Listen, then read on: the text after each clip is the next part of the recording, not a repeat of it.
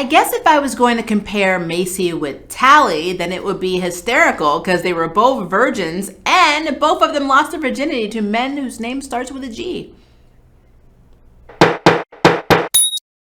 Hi guys, my name is Maria Park and this is Approach the Nerd. And in this episode, I am comparing and contrasting the Charmed reboot with Motherland, Fort Salem. The shows are drastically different, but have very similar elements within them. So I thought it'd be really cool and fun to see how all of the main characters, or at least the top 5 main characters of each series, compare to each other. So we're going to have the unit versus the sisters, the supporting characters, which were Anacostia versus Harry, and the wild card, which is Abigail from Charmed versus Scylla. I'm breaking it down into 4 categories, which is powers, family drama, personality, and romance. So this should be fun. So we're going to start with our first comparison, and that is Macey versus Fort Salem's Abigail.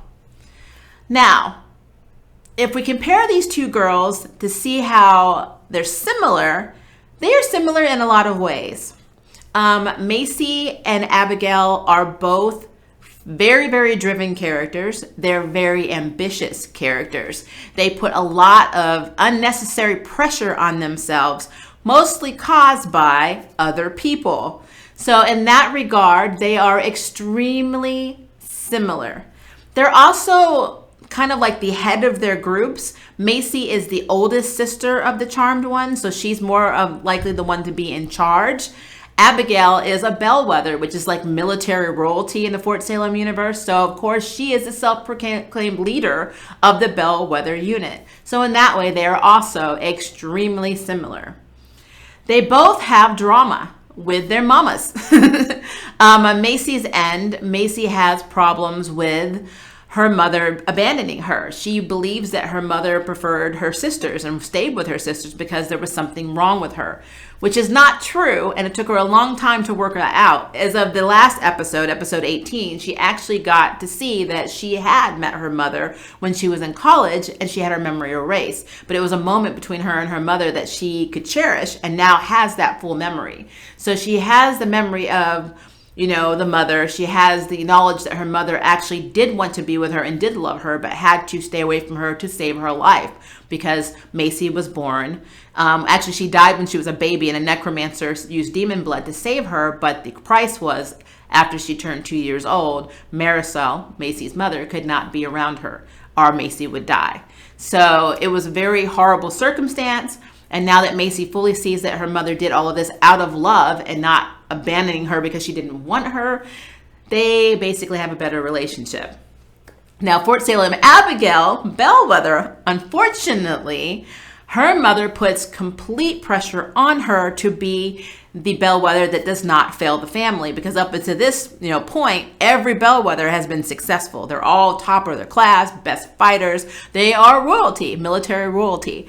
And Abigail does not want to be the first bellwether who fails and flunks out or basically brings down the family name. And on top of that, she also is very determined to make a name for herself and not use the clout of her name and her mother's position to get ahead, which we see in Bellwether season. The last episode, she's basically getting into war college because of her last name and because of her mother, who her mother is. And that drives her crazy. So in that regard, her and Macey are also very similar. Macey is always trying to prove herself as a scientist, always trying to prove herself as a sister and a charmed one. And so they are so the same person in that regard. Now where they contrast. Romance. Macey was a virgin when she first came to the Charmed universe when the show premiered. She had no experience at all. Gavin was her first boyfriend, her first experience. And then, of course, she moved on to Julian when she was a little bit more aggressive and more into romance at that point. But still, she is nowhere near Abigail Bellwether's level. Abigail sleeps with men, she uses them basically comfort. She, instead of drinking, instead of smoking, she sleeps with guys. and sometimes multiple.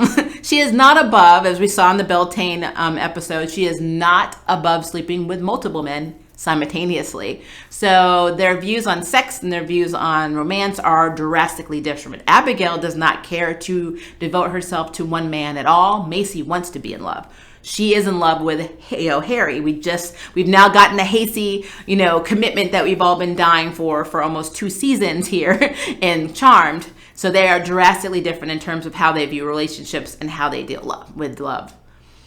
So our next comparison is Mel and Raelle. So one main thing they have in common is that they are both lesbians. So exclusively into women.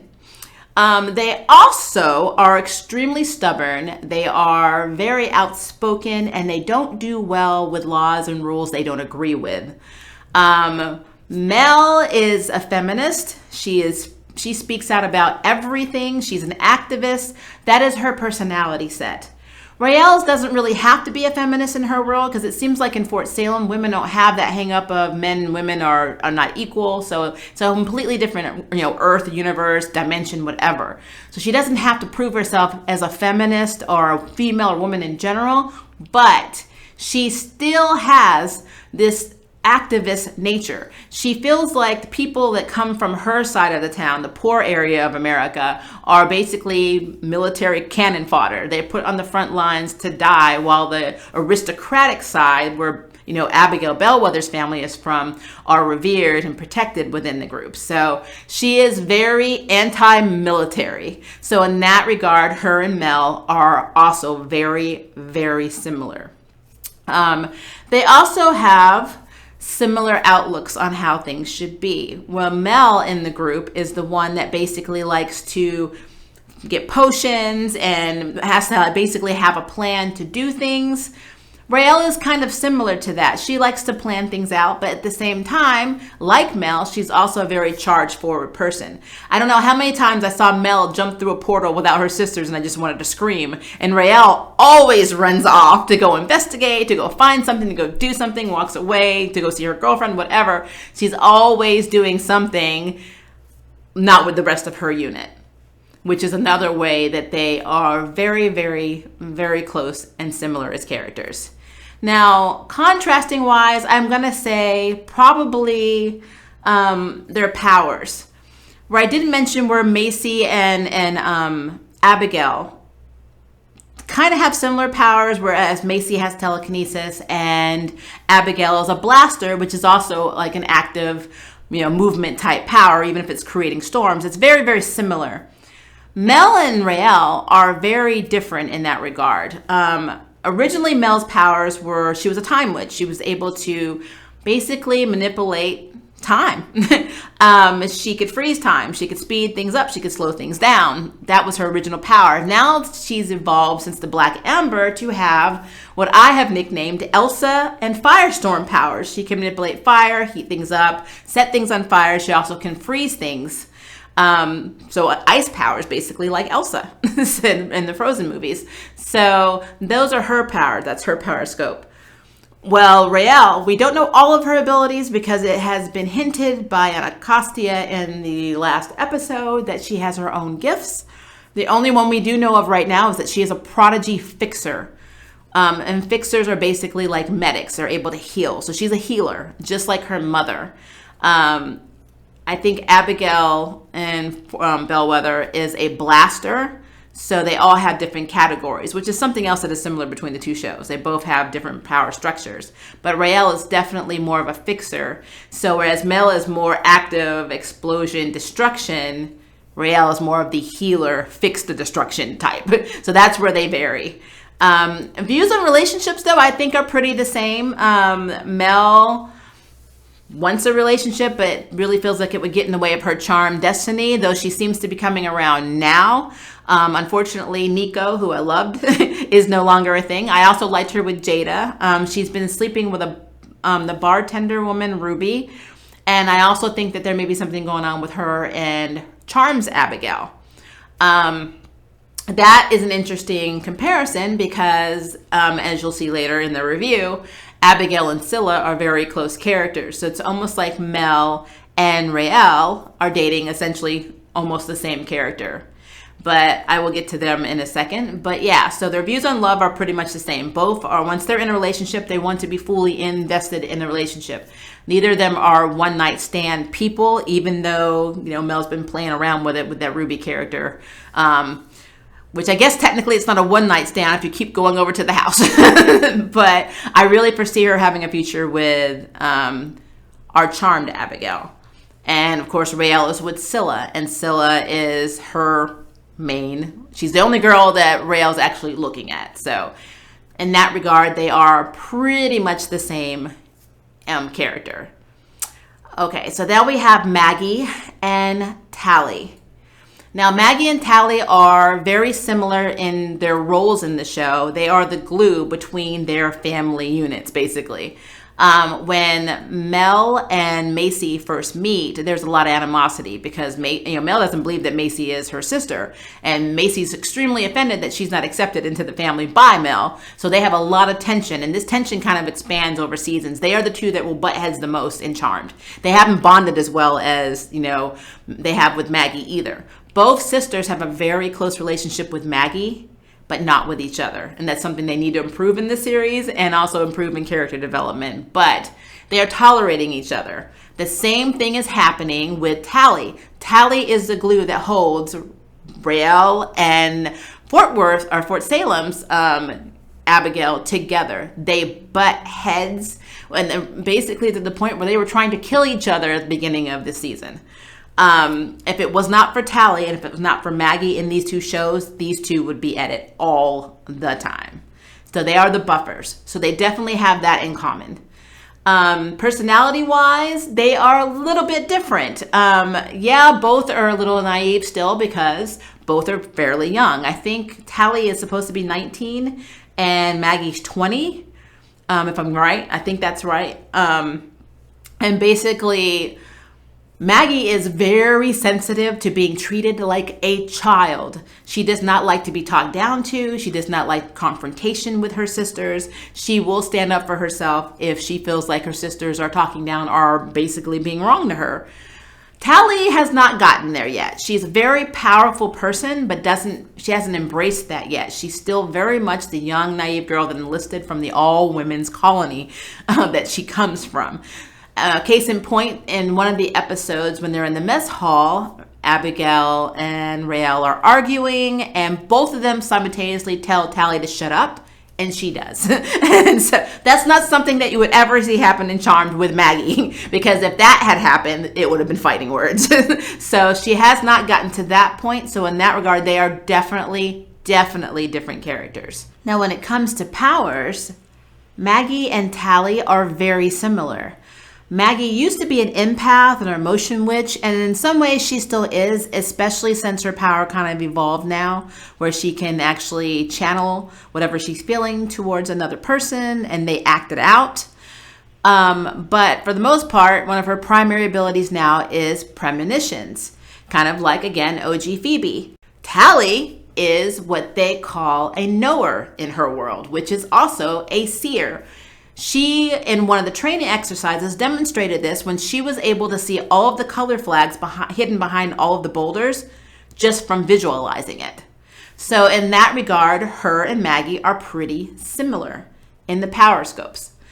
Now, when it comes to romance, well, I mean, they're kind of the same in a way. Both were into men who were unobtainable. And Maggie's basically with Maggie basically went after Parker, who was half demon, half human. And her being a charmed one, that technically should not have gone together. I originally believed that they were the Cole and Phoebe OG charmed, replica of the Charmed reboot because of how their storyline was going.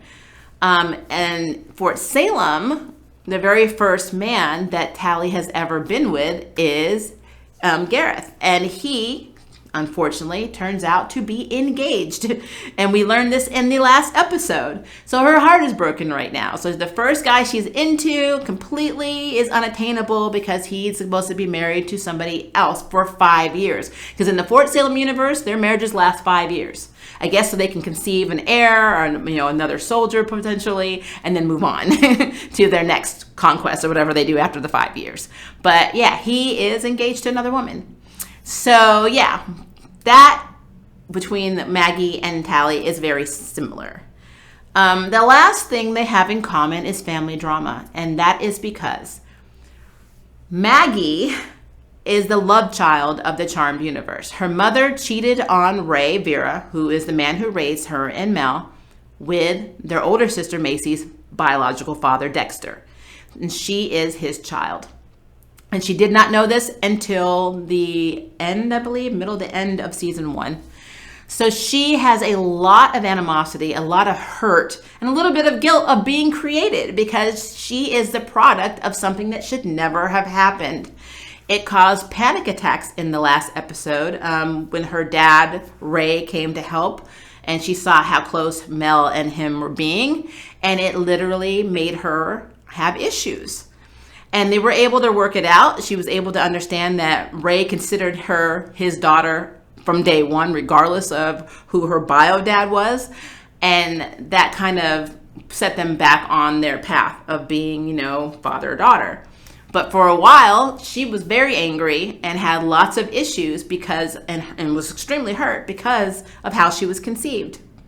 Tali, we don't know anything about her father because she comes from a whole society or community of all women. It's complete. There's nothing but women. So I have no idea how she was conceived, honestly. But with her mother is the person that causes her the most hurt and makes her feel guilty because her mother, due to losing basically all of her sisters in the military, was pardoned for not having to join, and she was able to do the same for her daughter because of the endangerment of their family line dying out. Well, Tali enlisted anyway, and she felt like she betrayed her mother. Her mother felt extremely hurt by this, extremely terrified for her daughter's safety, and so it's causing them to constantly butt heads. They have a very tense relationship. So yeah, definitely family drama is something these two characters have in common. Now we're going to Abigail Charmed versus Scylla. Now, both of their powers, I don't want to say are similar, but honestly, when it comes to Charmed Abigail, she's half witch and half demon. She has tons of abilities. She's able to utilize potions and spell books and things from both sides of her lineage that basically could conjure somebody from the dead. I mean, I can't say that she doesn't have necromancer ability. She hasn't used it, but that doesn't mean she can't do it. Abigail has a lot of tricks we have not seen. Scylla is a necromancer. She's a necro. So she's able to manipulate death, basically. Not really control death, but use death in different ways that other people cannot. So in that regard, they could be similar or it could be contrasting. I don't know. It's kind of on the fence. But as for personality, they are almost the same. They are manipulative, they are sneaky, they do very horrible things, but they also have a part of their nature that is good and is affected by the people they care about. So essentially, Charmed Abigail and Scylla could be the same character. Their family drama, I think, is probably one of the closest comparisons between these two. Abigail's father, Alistair, from season 1 of Charmed, tried to kill her when she was younger because he didn't want to have a half-witch kid, basically, a female half-witch child. Her mother was so ashamed of her demon side that she kept doing things to try to drive the demon in her out.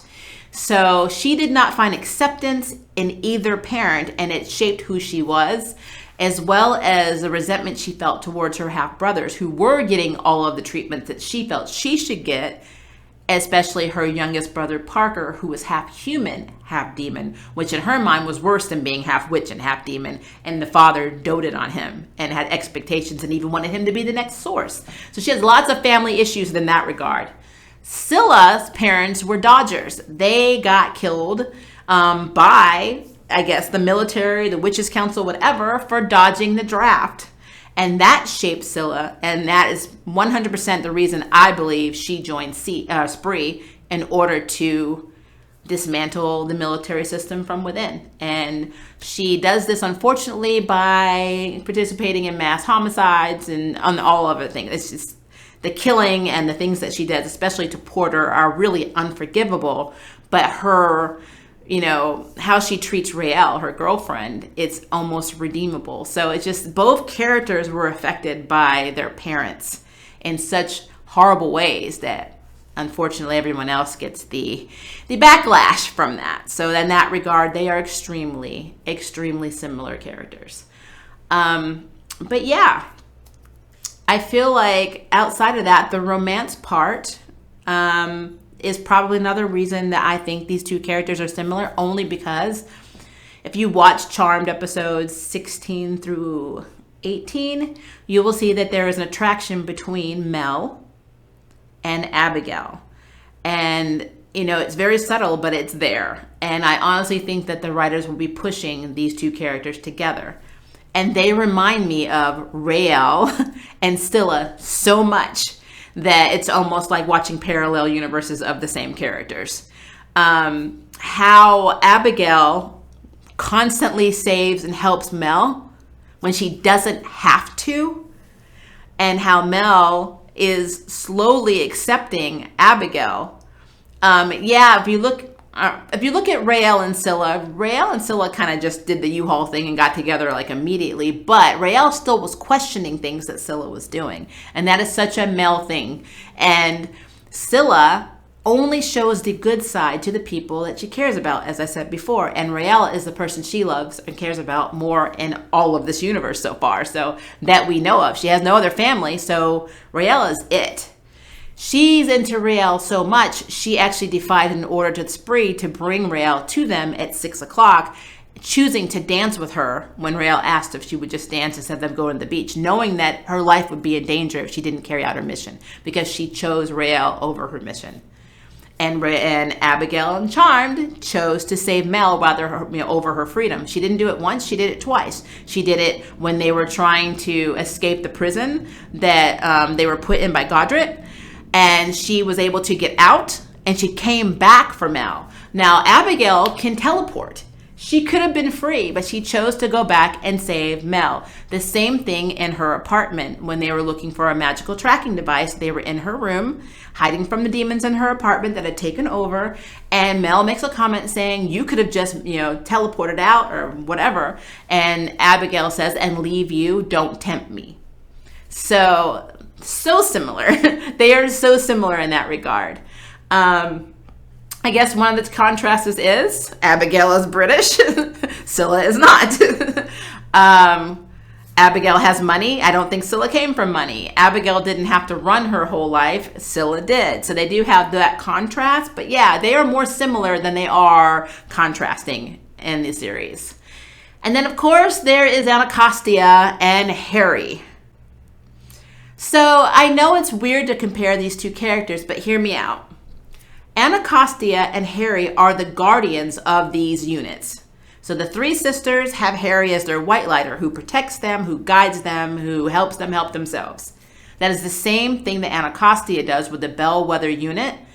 She also plays favorites with them. I don't know why, but she does, and nobody seems to address this, but she plays favorites. She is very, very happy when they succeed. It doesn't seem to matter when the other ones do, but she was very, very excited when Alder said, I'm eyeing this group, and she had a smile on her face. So I don't know why she wants them to succeed so much, but she does. And so the role that she plays in their lives is the same role that Harry plays in the Charm sisters' lives. So they do have that in common. They both have pasts we don't really understand. When Harry was James, it's even been said that he has two families. He basically cheated on his wife and created a whole other family. We know nothing about James Westwell's past. We don't. We have bits and pieces, but we don't know enough to know that we know who Harry used to be. We don't know, or we know who Harry is, but we don't know what Harry has done prior to being with Marisol and the Charmed Ones. He was a white lighter for a very long time, so I'm sure there's things we're going to learn going forward that he's probably ashamed of. Anacostia is very shady right now. I am 100% certain she is in league with the Spree because of Alder. And I think, as of the last episode, she has a hand in what happened with Scylla. So, very, very shady. She is an orphan. She was adopted by Alder, so she doesn't have all of the emotional baggage that Harry has. But if she remembers her parents, maybe she does. We don't know enough about her past to understand what exactly she's kind of motivated by. So I'm hoping that we do get more character development for her, because right now she's just a tough drill sergeant that is the guardian that seems to be a little shady and may be involved with the Spree and likes to look at Alder and give strange looks. So, but both are also very good at keeping secrets. So that's another thing they have in common. I can't compare their powers. I don't really know how to compare seed power to white lighter abilities, so I'm just going to leave that alone. There's no way to compare it. That's a huge contrast. I can't compare romance. Harry's had a lot of relationships, and now he's with Macey. We finally got Hasty. The only reference to relationship that we've heard from Anacostia is Beltane, where she basically ripped a guy's pants backwards off. But everybody seems to get it on in Beltane, so I really don't know if that's really, you can really say anything about that. But an actual relationship, I don't really see her having. So, I mean, there could be a backstory there, but we just haven't gotten to it. We're pretty early on in the season, so. And then family drama as well. There's no way to compare the family drama between the two. Harry has a ton of it, multiple families. She just has Alder, so we really don't know what kind of drama she had. If she had issues with, she saw her parents die, if she had issues with her parents, did she remember her parents? Don't know. That's not really something they addressed in this series, so that's a huge contrast. Personality-wise, that's another hard one because Anacostia doesn't really seem to show a lot of emotion, but I guess that also can be a really good comparison because Harry is British and, the stern upper lip. He tries not to show too much emotion either. He basically plays things close to the chest. So I guess that is actually a comparison between the two. You never really know what's going on in their hearts and in their mind until they vocalize it. So I guess I'm going to put that in the comparison category. So yeah.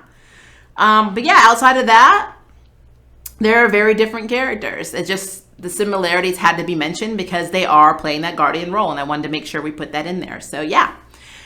But okay, so that is my comparison contrast video. I really hope that you enjoyed it. If I forgot anything, if I misspoke, please let me know. I know you will. But yeah, leave me a comment below and let me know. And if you would like to sign up for jury duty, hit the subscribe button. And if you'd like to know who's next in the nerd ballot, hit the notification bell. Until next time, I can't wait for you to approach the nerd. Bye, guys. Thank you for watching my video. I really appreciate it, but hey, the party doesn't have to stop now. Click on one of these videos and keep it going.